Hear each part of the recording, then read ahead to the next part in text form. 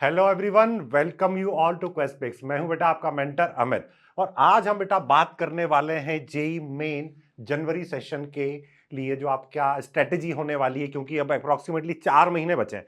तो अब आपको एकदम कंसाइज स्मार्ट स्टडी करनी है so that you can score maximum percentile in your examination. ठीक है, तो चलिए शुरू करते हैं। सबसे पहले हमारा टाइमलाइन क्या होना चाहिए, डेली रूटीन क्या होना चाहिए, हम उस सबके बारे में डिटेल में बात करेंगे आज के सेशन में।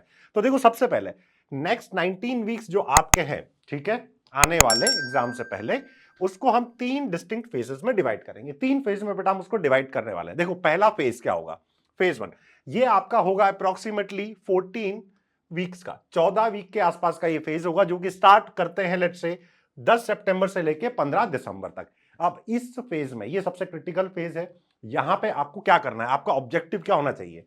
यहां पे आपको देखो, हर चैप्टर में फिजिक्स, केमिस्ट्री, मैथ्स, हर चैप्टर के अंदर आपको 14 से 15 चैप्टर पर सब्जेक्ट, जो हाई स्कोरिंग चैप्टर्स हैं, हमने पिछले वीडियो में उसके बारे में बात की थी। हर चैप्टर में कौन कौन से, हर सब्जेक्ट में कौन कौन से चैप्टर हैं जो कि हाई स्कोरिंग है, जहां से मैक्सिमम वेटेज के क्वेश्चंस आते हैं। ठीक है, तो वो हाई चैप्टर्स जो हैं, तो उनको आपको कंप्लीट करना है। तो टोटल मिला के 40 से 45 चैप्टर टोटल आपके बनते हैं। ठीक है, फेज 1 में, जो कि आपका 14 वीक्स का होने वाला है, अप टू 15 दिसंबर। यहां पे आपको हर सब्जेक्ट में 14 से 15 चैप्टर कंप्लीट करने हैं, जो कि हाई यील्डिंग चैप्टर है। ये आपका बेटा बनाएगा स्ट्रॉन्ग फाउंडेशन। स्ट्रॉन्ग फाउंडेशन, यहां से आपको फाउंडेशन बेस आपका स्ट्रॉन्ग होगा। ठीक है, चलिए सेकंड फेज की बात करें, ये आपका है। इस फेज में बेसिकली आपको फोकस करना है रिवीजन पे और टेस्टिंग पे, ठीक है, मॉक टेस्ट वगैरह पे। और ये फेज होगा बेटा आपका अप टू जनवरी 10, 16 दिसंबर से 10 जनवरी तक हम इस पे फोकस करने वाले हैं, यानी कि लगभग 4 वीक, 1 महीना। अब यहां पे आपको क्या करना है, आपको फोकस करना है रिवीजन पे। जितने आपके चैप्टर कंप्लीट हो चुके हैं उन सबको आप क्या करेंगे, रिवाइज करेंगे, और साथ ही साथ रिगरस मॉक टेस्टिंग, यहां पे आप अपनी मॉक टेस्ट देना स्टार्ट कर देंगे। बहुत सारे मॉक टेस्ट देते रहेंगे, और साथ के साथ यहां पे आपको अपने जो वीक एरियाज हैं, उनको क्या करना है, एलिमिनेट करना है। ठीक है, जो आपके डाउट्स हैं उनको फिक्स करना है, सो दैट वो डाउट जो आप रेगुलरली कर रहे हैं, या जिनको आप बार बार, जो डाउट्स रिपीट हो रहे हैं, ठीक है, जो मिस्टेक्स हम जिनको कहते हैं, जो रिपीट हो रही है, उन सबको आपको अवॉइड करना है, और इन सबकी आपको यहाँ पे क्या करना है, फिक्स करना है, उन सबकी मरम्मत करनी है, ताकि वो एग्जाम में रिपीट ना हो। ठीक है, चलिए उसके बाद अगर हम बात करें फेज 3 की, ठीक है, थर्ड फेज में हम क्या करेंगे बेटा, ये आपका 11 जनवरी से 20 जनवरी, यानी एग्जामिनेशन के जो आखिरी, एग्जाम से पहले के आखिरी 10 दिन हैं, हम उनकी बात कर रहे हैं। यहां पे आपको देखो, कुछ नहीं करना बेटा, कोई नया टॉपिक आपको बिल्कुल भी नहीं पढ़ना है। नए टॉपिक को तो हमको छूना ही नहीं है। आप यहां पे सिंपली क्या करेंगे, अपनी नॉलेज को कंसोलिडेट करेंगे, ठीक है, एंड मैनेज एग्जाम टेम्परामेंट। आपको एग्जाम में किस तरीके से, मतलब जब आप बैठेंगे तो आपका टेम्परामेंट कैसा होना चाहिए, उसको मैनेज करना सीखें। ठीक है, अपनी मेंटल और फिजिकल हेल्थ को सही रखें, योगा करें। आप उस टाइम पे सर्दियां भी स्टार्ट हो जाएंगी, तो अपनी हेल्थ का आपको विशेष ध्यान रखना है।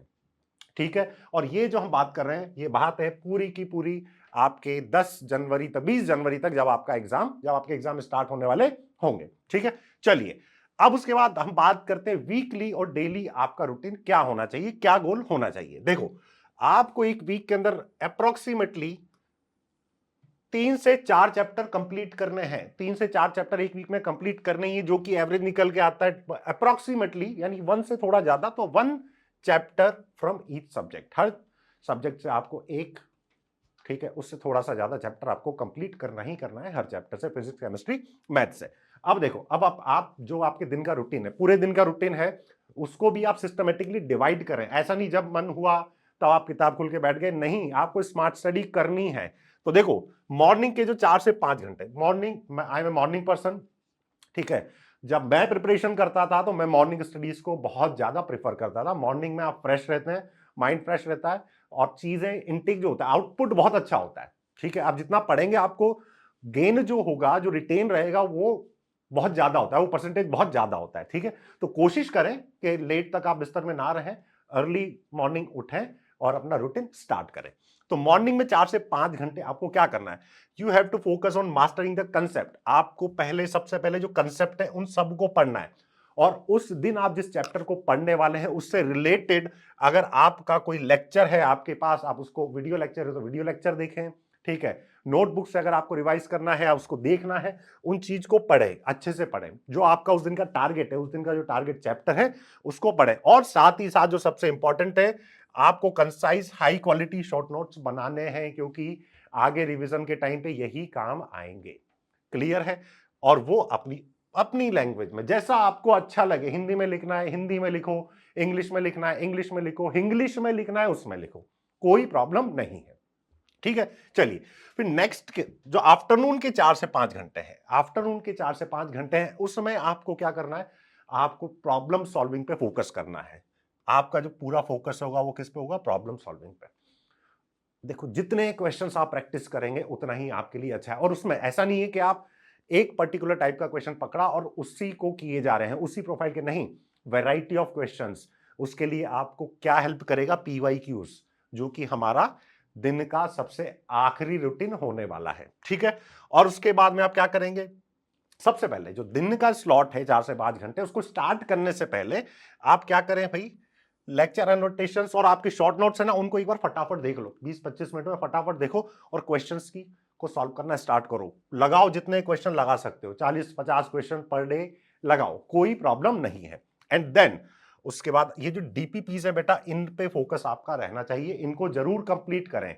कई बार बच्चों को लगता है डीपीपीज में तो उस लेवल के क्वेश्चन ही नहीं है, छोड़ दो। नहीं, ये बेटा आपके क्या बनाती है, कंसेप्ट जो है उनको स्ट्रॉन्ग करते हैं। डीपीपी आपके जो कंसेप्ट है, जो बेस है, फाउंडेशन है, उसको स्ट्रॉन्ग करते हैं। तो डीपीपी को मिस ना करें। ठीक है, अब इवनिंग के जो 2 से 3 घंटे हैं, इवनिंग में भी आप 2 से 3 घंटा निकाल के पढ़ाई जरूर करें। यहां पे आप प्रेफर करें जो आपके बैकलॉग हैं, या तो उसको क्लियर करें, बैकलॉग को क्लियर करें। अदरवाइज जो आपने प्रीवियसली कंप्लीटेड चैप्टर हैं उनको रिवाइज भी आप यहां पे कर सकते हैं। ठीक है, चैप्टर आपको कोई छोड़ना नहीं है, ये वाला जो सेशन है ये इसके लिए ही है। ठीक है, यहां पे आपको आपके जो बैकलॉग चैप्टर्स हैं उनको कंप्लीट करना है, या फिर आप जो रिवीजन अगर आप करना चाहें तो जो चैप्टर कंप्लीट हो चुके हैं उनको रिवाइज करें। नेक्स्ट 1.5 रात में 1.5 घंटा, आपको ज्यादा नहीं, सिर्फ 1.5 घंटा। ठीक है, 1.5 घंटा आप क्या सॉल्व करें, PYQs।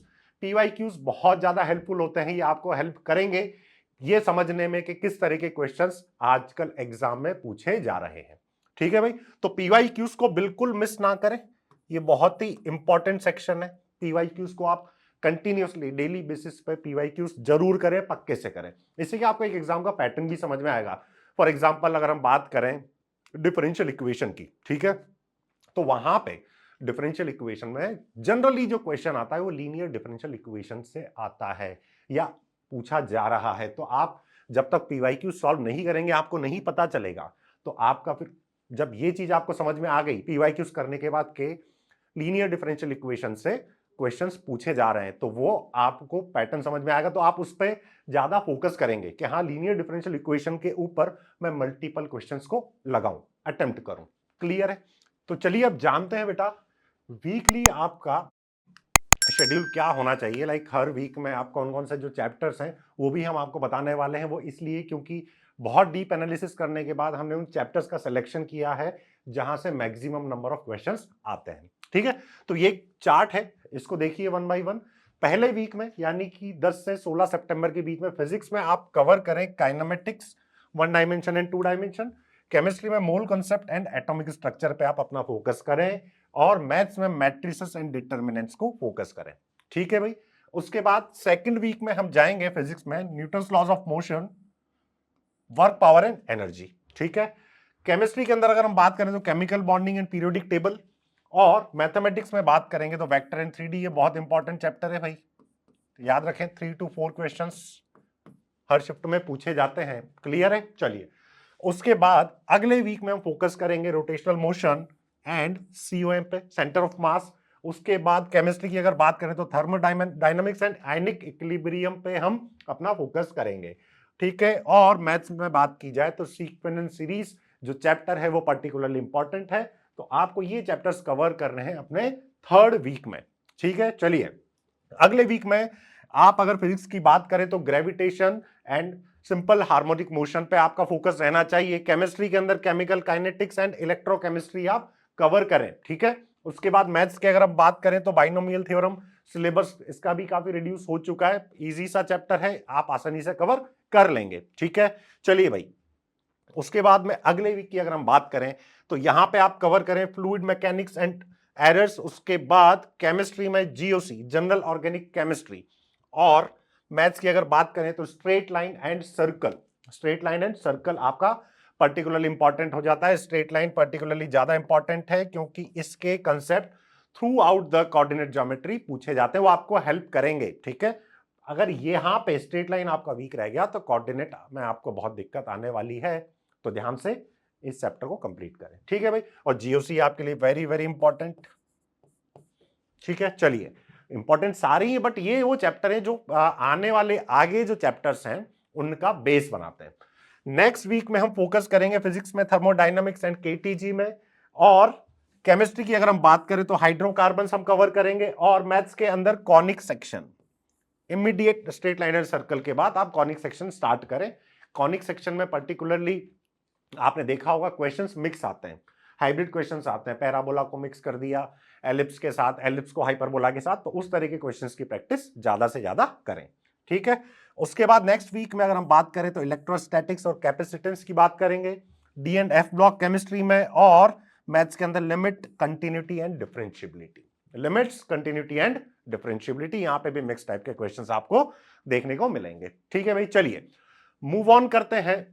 अच्छा, इस बीच में आपको पता होगा, ये आप इसलिए इसको स्ट्रिक्टली फॉलो करें, उसका रीजन है क्योंकि ये जो टाइम है, इस टाइम पे बहुत सारे फेस्टिवल्स भी आते हैं, बट आपके लिए एग्जाम ज्यादा इंपॉर्टेंट है, तो आप ये जो टाइम टेबल है या जो शेड्यूल है इसको फॉलो करेंगे तो आपको कोई दिक्कत नहीं आएगी, और ज्यादा से ज्यादा आप अपना टाइम डेडिकेट करें अपने स्टडीज में। फेस्टिवल अगले साल फिर आएंगे, उसके अगले साल फिर आएंगे।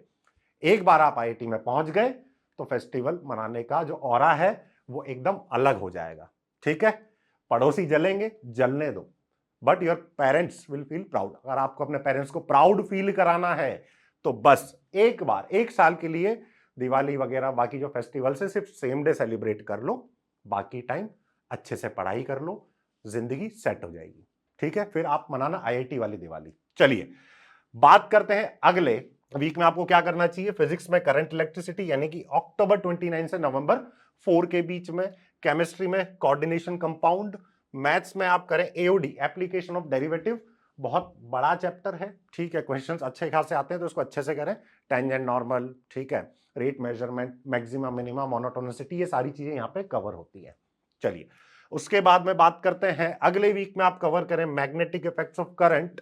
केमिस्ट्री में P block elements, permutation combination आप कवर करेंगे कहां पे, अपने नवंबर 5 से 11 के बीच में। पीएनसी, अच्छा इस चैप्टर में पीएनसी में पर्टिकुलरली बच्चे बड़ा डरते हैं, तो डरने की जरूरत नहीं है। अगर आप सोच रहे हैं कि इस चैप्टर को हम एलिमिनेट ही कर दें तो एलिमिनेट ना करें, एटलीस्ट इसकी एनसीईआरटी से इसके जो बेसिक्स हैं वो आप पक्के से कवर करें, और कुछ बेसिक एक्सरसाइज लगा लें, क्योंकि कभी कभी जेईई मेन के अंदर बहुत बेसिक क्वेश्चन इस चैप्टर से पूछ लिए जाते हैं और बच्चे फिर बाद में पछताते हैं मैंने ये चैप्टर क्यों नहीं पढ़ा, ठीक है। तो इसको स्किप मत कीजिएगा। नेक्स्ट अगर हम बात करें अगले वीक की, तो आप electromagnetic induction and alternating current physics में कवर करेंगे। केमिस्ट्री में alcohol, phenol and ether. Maths के अंदर प्रोबेबिलिटी को कवर करेंगे। इसकी भी सेम कहानी है परम्यूटेशन कॉम्बिनेशन जैसी, तो इसके लिए भी सेम फंडा अप्लाई होता है, स्किप कुछ भी नहीं करना है। चलिए उसके बाद अगले वीक में रे एंड वेव ऑप्टिक्स हम कवर करेंगे फिजिक्स में। केमिस्ट्री के अंदर कार्बोनिल कंपाउंड्स, और मैथ्स के अंदर complex number and quadratic equation.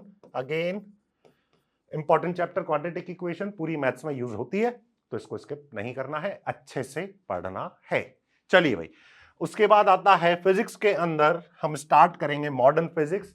26 नवंबर से 2 दिसंबर के बीच में इसको कवर करना है। केमिस्ट्री में carboxylic acid and it's derivatives को कवर करना है, और मैथ्स के अंदर इनडेफिनिट इंटीग्रेशन को कवर करना है, ठीक है। उसके बाद नेक्स्ट दिसंबर 3 से 9 के बीच में फिजिक्स में हम जाएंगे semiconductor and electromagnetic waves. Chemistry के अंदर हम कवर करेंगे बायोमोलिक्यूल्स एंड पॉलीमर्स, और मैथ्स के अंदर हम कवर करने वाले हैं definite integration and area under the curve. Area मतलब एयूसी की बात कर रहे हैं, area under the curve. Clear है भाई? चलो, उसके बाद 10 to 15 दिसंबर के बीच में यूनिट एंड डायमेंशन, केमिस्ट्री में लिक्विड सॉल्यूशन, और मैथ्स के अंदर डिफरेंशियल इक्वेशन, इसमें स्पेशली लीनियर डिफरेंशियल इक्वेशन पे फोकस हमारा रहेगा। ठीक है भाई? तो चलिए अब हम बात करते हैं रिवीजन एंड मॉक टेस्टिंग की। ठीक है, रिवीजन एंड मॉक टेस्टिंग की।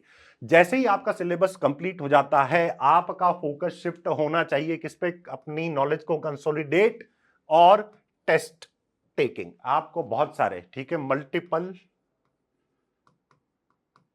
टेस्ट अटेम्प्ट करने हैं, मॉक टेस्ट मल्टीपल देने हैं। क्योंकि जब तक आपने पढ़ लिया, नॉलेज तो आपके पास है, जब तक उसको टेस्ट के रूप में आप बाहर नहीं निकालेंगे, टेस्ट देने की कला है वो नहीं सीखेंगे, तब तक एग्जाम में आपको कॉन्फिडेंस नहीं आएगा। तो मल्टीपल टेस्ट देने, हो सकता है एरर होंगी, उनको ही हमें रेक्टिफाई करना है। टेस्ट हम इसलिए देते हैं, ठीक है? तो टेस्ट बहुत जरूरी। ये आपका फेज 2 है। क्या है बेटा? फेज 2।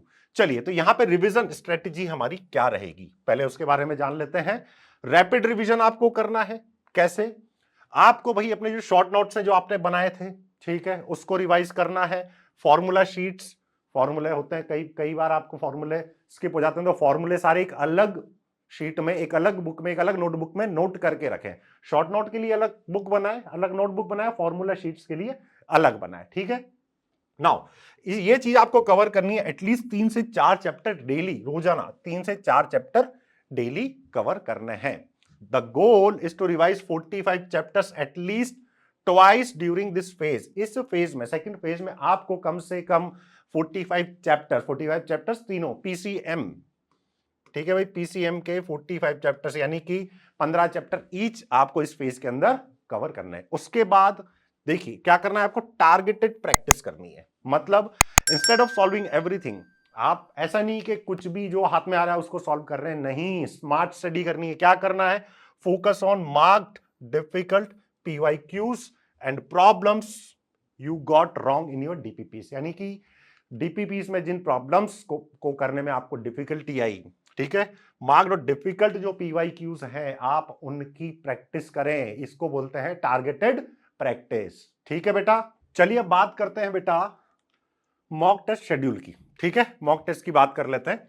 तो सबसे पहले वीक 1 में, पहले वीक में आप 3 पार्ट टेस्ट या फिर चैप्टर वाइज टेस्ट जिसको बोलते हैं वो करिए। उससे क्या होगा, आप एक ही चैप्टर का, चैप्टर वाइज अगर टेस्ट दे रहे हैं, उसी चैप्टर से 25 क्वेश्चन आ रहे हैं, बहुत सारे क्वेश्चंस आपके सही, मैक्सिमम क्वेश्चन सही होंगे, तो वो आपके कॉन्फिडेंस को बिल्ड करता है, वो आपके कॉन्फिडेंस को गेन कराता है। ठीक है? चलिए, सेकेंड वीक में 23 से 29 दिसंबर के बीच में आपको at least 2 full syllabus mock test देने हैं। 2 फुल सिलेबस टेस्ट आपको देने ही देने हैं। ठीक है? और देखिए, टेस्ट से घबराना नहीं चाहिए, गलत ही तो होंगे ना क्वेश्चन, हो जाने दो, कोई दिक्कत नहीं है। तभी तो पता चलेगा कि हम गलती क्या कर रहे हैं, और उसको हमें रेक्टिफाई करना भी जरूरी है।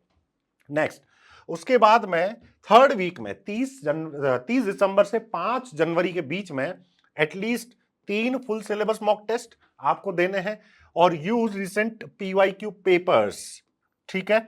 रिसेंट जो पीवाईक्यू पेपर्स हैं, आप उनकी भी मदद ले सकते हैं। जैसे कि जेई मेन 2025 का जो पेपर है, आप क्या कीजिए, उस पेपर को लो और टाइमर लगाओ और पेपर को सॉल्व करना स्टार्ट करो, बिना किसी डिस्ट्रैक्शन के। जस्ट इमेजिन कि आप एग्जामिनेशन हॉल में बैठे हैं और उसी टेम्परामेंट के साथ आप इस पेपर को, जेई मेन 2025 के 2-3 शिफ्ट के पेपर उठा लो और सॉल्व कर डालो। ठीक है भाई? चलिए, लास्ट 4th वीक में 6 से 10 जनवरी के बीच में आपको at least 2 final full syllabus mock test देने हैं। ठीक है? Final full. अब क्या, देखो अब टाइम गया, अब क्या है, अब आखिरी वीक में आ चुके हैं, 6 से 10 जनवरी के आसपास। तो इस वीक में अब आपको कोई पार्ट टेस्ट नहीं देना है, कोई यूनिट टेस्ट वगैरह कुछ नहीं देना है आपको। तो अब अटेम्प्ट करना है सिर्फ और सिर्फ फुल सिलेबस टेस्ट। ठीक है भाई? चलिए, अब टेस्ट तो दे लिया, उसको एनालिसिस आप कैसे करेंगे? ठीक है? टेस्ट एनालिसिस बहुत इंपॉर्टेंट होता है।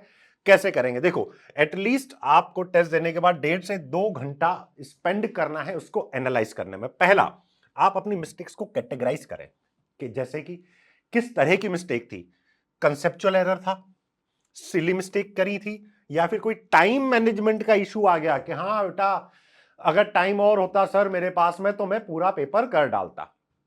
ठीक है, तो पहले तो ये जाने कि मिस्टेक कौन सी थी। कोई सिली मिस्टेक कर रहे हो, ठीक है, या फिर आपको टाइम मैनेजमेंट का इश्यू हो रहा है, या फिर कोई कंसेप्चुअल एरर है। अब इसको करना है रेक्टिफाई। कैसे? अगर आपने कंसेप्चुअल एरर की है तो इमीडिएटली रिवाइज करें उस पर्टिकुलर कंसेप्ट को, उस कंसेप्ट को तुरंत रिवाइज करें। कोई ना कोई सिली मिस्टेक है जो आप कर रहे हो उसको तुरंत रिवाइज करें। उसके बाद में सिली मिस्टेक्स हैं वो आपको देख के समझ में आ जाएंगी, उस तरीके और क्वेश्चंस करें। सिली मिस्टेक्स मतलब आपने पक्का कोई ना कोई जल्दबाजी की है। सिली मिस्टेक तभी होती है जनरली, अगर आपको कंसेप्ट पता है, ठीक है, फॉर्मूला अच्छे से पता है, उसके बाद भी सिली मिस्टेक हो रही है तो वो जल्दबाजी में होती है। तो उस चीज का थोड़ा ध्यान रखें, पेपर को बिल्कुल कूल नेचर के साथ अटेम्प्ट करें। और अगर टाइम मैनेजमेंट का इशू है तो इसके लिए इसीलिए क्या होते हैं बेटा, मॉक टेस्ट। वो आपकी एफिशिएंसी और स्पीड को बढ़ाते हैं। ठीक है, उसके लिए आपको क्या करना है, मॉक टेस्ट आप दे ही नहीं। चलिए, उसके बाद द गोल्डन रूल। क्या है golden rule? Never repeat the old mistakes. कभी भी अपनी जो मिस्टेक आप कर रहे हैं उस मिस्टेक को एक बार कर ली ना, बस खत्म हो गया। उसको इतना स्ट्रांग करो, इतने अच्छे से रेक्टिफाई करो कि अगर सेम प्रोफाइल का क्वेश्चन आता है तो वो गलत नहीं होना चाहिए। ठीक है, इसके लिए क्या जरूरी है? Maintain the error notebook. आप एरर नोटबुक भी बनाए तो कुल मिला के आपको 3 तरह की बुक्स नोटबुक बनानी है। अपार्ट फ्रॉम योर जो आपके नोट्स हैं जहां पे आप प्रॉब्लम सॉल्व करते हो वो सब तो है ही। क्या? शॉर्ट नोट्स के लिए, ठीक है, दूसरा फॉर्मूला के लिए जहां फॉर्मूले सारे एक साथ होने चाहिए, और तीसरा एरर नोटबुक। ठीक है भाई, चलिए नेक्स्ट देखते हैं। ये आता है हमारा फेज 3, 11 जनवरी से 20 जनवरी के बीच में। अब इन आखिरी के 10 दिनों में हमें क्या करना चाहिए और क्या नहीं करना चाहिए, इस पे फोकस करते हैं। देखो यहां पे एक इंपॉर्टेंट वर्ड है, डू लाइट रिवीजन। ऐसा नहीं करना है। अब देखो यहां पे कुछ नया आपको नहीं करना है, कोई नई चीज बिल्कुल नहीं उठानी है। रिवीजन भी आपका हो चुका है, ये काइंड ऑफ आपका सेकंड रिवीजन है या थर्ड रिवीजन होगा। तो लाइट रिवीजन, लाइट नोट पे रिवीजन करें। ठीक है, किसके? Formula sheets and error notebook. जो आपके फॉर्मूला शीट्स हैं उसकी आप क्या करें, रिवीजन करें। फॉर्मूले आपको रटे होने चाहिए, उसके साथ साथ एरर नोटबुक, ताकि आपको पता रहे कि हाँ ये मिस्टेक मैंने की थी, इस मिस्टेक को दोबारा नहीं करना है। उसके बाद मेंटेन हेल्दी स्लीप शेड्यूल। 7 से 8 घंटे की प्रॉपर नींद लें। ठीक है, शेड्यूल बनाएं। 1-2 घंटा दिन में सो लें, रात में 6 घंटे सो लें, या दिन में 1 घंटा सो लें, रात को 7 घंटा सो लें। बट इसका ये मतलब नहीं है 7-8 घंटे सोने का कि आप रात में 2 बजे सो रहे हैं और सुबह उठ रहे हैं आप 9 बजे 10 बजे, हो गई 7-8 घंटे की नींद। ऐसा नहीं करना है। किसी भी सूरत में आप सुबह 6 से 7 बजे के बीच, 6 to 7 AM के बीच उठ जाएं। इससे ज्यादा लेट ना करें। क्यों? क्योंकि एग्जाम देने भी तो जाना है आपको। मॉर्निंग शिफ्ट फंस गई तो ठीक है, हो सकता है एग्जामिनेशन सेंटर जहां पे आप रहते हैं उससे काफी दूर हो। तो आदत ये डालें ताकि आपको एग्जाम वाले दिन उठने में दिक्कत ना हो। ठीक है, उसके बाद कामनेस और कॉन्फिडेंट, अपने आप में कॉन्फिडेंट रहे। ज्यादा देखो इस टाइम पे आप ज्यादा इंटरेक्ट ना करें। ठीक है, अपने दोस्तों से पढ़ाई से रिलेटेड ज्यादा इंटरेक्शन, ये बातें ना करें। उससे क्या होता है कि अगर वो कुछ और चीज बोल रहे हैं, कुछ बोल रहे हैं, वो आपके कुछ लोग ऐसे होते हैं जो आपके कॉन्फिडेंस को डाउन करने की कोशिश करेंगे। ठीक है, और वहां से आपको नेगेटिविटी फैलेगी, कॉन्फिडेंस डाउन होगा। वो चीज आपको बिल्कुल नहीं करनी है। पढ़ाई से रिलेटेड कोई बातें ना करें, कॉन्फिडेंट रहें। आपने जो करना था कॉन्फिडेंटली वो आप कर चुके हैं। ठीक है, चलिए उसके बाद attempt 1 final mock test around 15th to stay in the zone. अब इसका ये मतलब तो नहीं है ना कि 11 से 20 के बीच में चिल हो गए, बिल्कुल नहीं। बीच में 15 जनवरी के आसपास एक फाइनल मॉक टेस्ट और दे लें। ठीक है, जिसको ना last nail in the coffin, बस एक फाइनल। उसके बाद visit your examination centre 1 or 2 days before your exam as well. ठीक है, एग्जामिनेशन सेंटर को विजिट कर लें एग्जाम से पहले, 1 दिन पहले 2 दिन पहले जाके देखकर आओ। अगर एग्जामिनेशन सेंटर आपका दूर है तो कैब, टैक्सी या ऑटो वाले से आप पहले से बात करके रखें। ये गलती ना करें कि हाँ जिस दिन एग्जाम है उस दिन सुबह उठ के आप ओला उबर बुक कर रहे हो और आपको राइड नहीं मिली, बड़ी दिक्कत हो जाती है। ठीक है, ये बहुत कॉमन प्रॉब्लम है जो बच्चे फेस करते हैं बेटा। तो इसलिए पहले से, अगर सेंटर काफी दूर है तो पहले से बात करके रखें। आने की कोई टेंशन नहीं है, सिर्फ हमको जाने वाली दिक्कत है, आना तो हम आराम से आते रहेंगे। ठीक, चलिए क्या नहीं करना है, do not learn any new topics, कोई नए टॉपिक को हाथ नहीं लगाना है। डू नॉट ओवर स्टडी और पुल ऑल नाइटर्स, बिल्कुल ओवर स्टडी बिल्कुल भी नहीं करनी है, ऑल नाइटर्स बिल्कुल भी नहीं, ठीक है। उसके बाद डू नॉट पैनिक और discuss your preparation with two many people, जो कि मैं आपको पहले ही बता चुका हूं। इंटरेक्शन मिनिमम, कोई टॉपिक वॉपिक से रिलेटेड डिस्कशन नहीं करने, बिल्कुल भी नहीं करने, ठीक है भाई। चलिए अब एग्जाम डे, अब आता है वो दिन जो आपकी पूरी मेहनत का रिजल्ट देगा, ठीक है। ये सबसे इंपॉर्टेंट दिन है। तो पहले बात करते हैं अटेम्प्टिंग ऑर्डर, आपको कौन से सब्जेक्ट को पहले अटेम्प्ट करना चाहिए। आप केमिस्ट्री पे पहले जाएं, ठीक है, फिर फिजिक्स, देन मैथ्स। केमिस्ट्री क्यों पहले? क्योंकि क्विकेस्ट होता है, जल्दी जल्दी सवाल हो जाते हैं। इससे फायदा क्या होगा, आपके कॉन्फिडेंस को बूस्ट मिलेगा और टाइम की बचत होगी, ठीक है। चलिए उसके बाद अगर हम बात करें टाइम मैनेजमेंट, आपको टाइम कैसे करना है, देखो ध्यान से समझना। सबसे पहले अप्रोक्सीमेटली 50 मिनट तक आप केमिस्ट्री करें, 50 मिनट्स केमिस्ट्री अटेम्प्ट करें, 60 मिनट फिजिक्स के लिए फिजिक्स को दें और 70 मिनट मैथ्स को दें। बताता हूं रीजन क्यों। देखो फिजिक्स और मैथ्स में क्या होता है, कैलकुलेशंस होती हैं, कैलकुलेशंस होती हैं, इसलिए थोड़ा टाइम ज्यादा देना पड़ता है। जनरली इन सब्जेक्ट में दिक्कत क्या आती है, बच्चा ये शिकायत करता है कि सर मैंने केमिस्ट्री वगैरह में इतना ज्यादा टाइम दे दिया कि इसके लिए टाइम ही नहीं बचा, जबकि क्वेश्चन ऐसा था कि अगर मेरे पास टाइम होता तो मैं इस क्वेश्चन को कर लेता। तो इसलिए कैलकुलेशंस फास्ट करें, ठीक है। उसके लिए बहुत सारे शॉर्ट ट्रिक्स भी होती हैं, मेथड्स भी होते हैं, उस तरीके से करें। कुछ कैलकुलेशन माइंड में करें, हर कैलकुलेशन के लिए पेन चलाने की जरूरत नहीं होनी चाहिए, ठीक है। और वो आप प्रैक्टिस से वो चीजें बनती जाएंगी, प्रैक्टिस से वो चीजें बनती जाएंगी, ठीक है। तो ये आपका शेड्यूल रहना चाहिए। और एंड में करीब 5-10 मिनट रिव्यू के लिए, कोई मिस्टेक तो नहीं हो गई है, ठीक है, प्रॉपर भरा है, आंसर ये था कुछ और टिक कर दिया, तो इस चीजों के लिए भी आप एंड में एक बार पूरे पेपर को रिव्यू करने के लिए रखें। अब आखिरी और इंपॉर्टेंट चीज, अगर कोई क्वेश्चन टफ है, ठीक है, उसको मार्क करो और आगे बढ़ो, ईगो बीच में मत लेकर आना, ये गलती होती है। टफ से मतलब कभी कभी ये भी हो जाता है कि क्वेश्चन लेंदी है, आपको पता है मैं इसको कर लूंगा, क्वेश्चन लेंदी है मैं कर लूंगा, बट क्या होता है भाई, अगर इस क्वेश्चन को अटेम्प्ट करने बैठे उतने टाइम में मैं 2-3 क्वेश्चन दूसरे कर लूंगा। तो मेरा अल्टीमेट टारगेट क्या है, मुझे सिलेक्शन लेना है, ठीक है, मुझे सिलेक्शन लेना है। तो स्मार्टली पेपर को अटेम्प्ट करना है, और वो क्वेश्चन कोई भी हो, फिजिक्स केमिस्ट्री मैथ्स कहीं से भी हो, कोई फर्क नहीं पड़ता।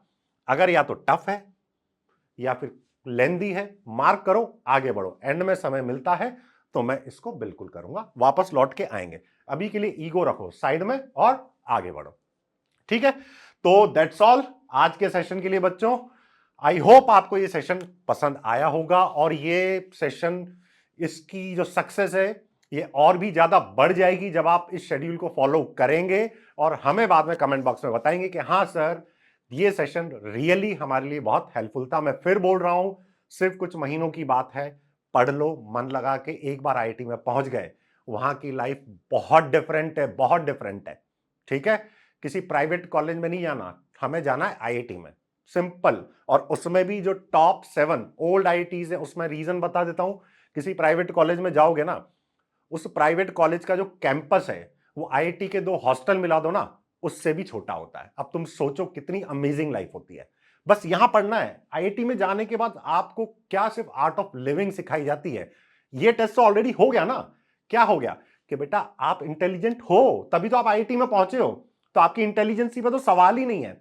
वहां पे इतनी एक्टिविटीज होती हैं, इतनी चीजें होती हैं करने को, बस आपका पूरा दिन कैसे निकलेगा आपको पता भी नहीं चलेगा। तो बस दिमाग में वो रखो कि हाँ मुझे आईआईटी में जाना है, राहें आसान हो जाएंगी, ठीक है। आई होप आपको ये चीजें समझ आई होंगी। तो thank you so much and all the best.